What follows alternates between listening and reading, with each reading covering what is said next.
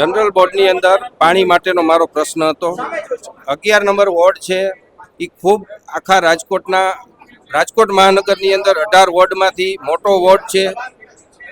વિકસિત વિસ્તાર છે, જૂનો વિસ્તાર પણ એમાં છે અને નવો ડેવલપમેન્ટ વિસ્તાર પણ ખૂબ વિકાસ પામી રહ્યો છે. એની અંદર પાણીનો જે વિતરણ વ્યવસ્થા ચાલે છે એમાં ટેનામેન્ટવાળી સોસાયટીઓ છે, એમાં ક્યાંક ના ક્યાંક ટાઈમે પાણી ન મળવાની ખૂબ અમને ફરિયાદો મળે છે.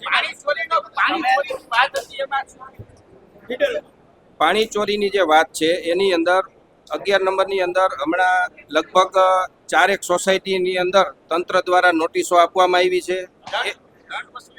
એ દંડ વસૂલની 2 સોસાયટીના 4 ને નોટિસો આપીને દંડ ભરવા માટેની પણ કંઈક કાર્યવાહી કરવામાં આવી છે.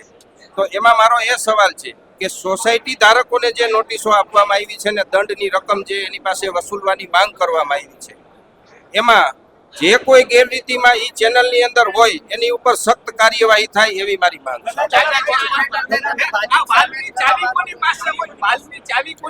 વાલની ચાવી અત્યારે જે ધ્યાન ઉપર આવ્યું છે એમાં સ્થાનિક લોકો દ્વારા વાલ ખોલવામાં આવતો હતો એવા વિડીયો અમારી પાસે પ્રૂફ રૂપે આવેલા છે.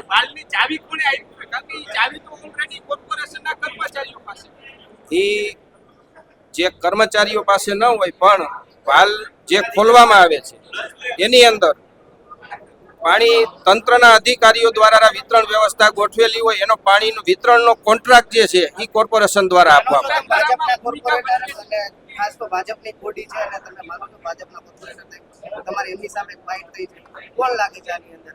કોણ હશે જવાબદાર? જે કોઈ એ વિષય તંત્રનો તપાસનો વિષય છે, તંત્ર એની રીતે કાર્યવાહી કરશે. મારો જે સવાલ છે કે જે કોઈ લોકો આની અંદર ગેરરીતિ આચરતા હોય એની સામે સખ્ત કાર્યવાહી થવી જોઈએ.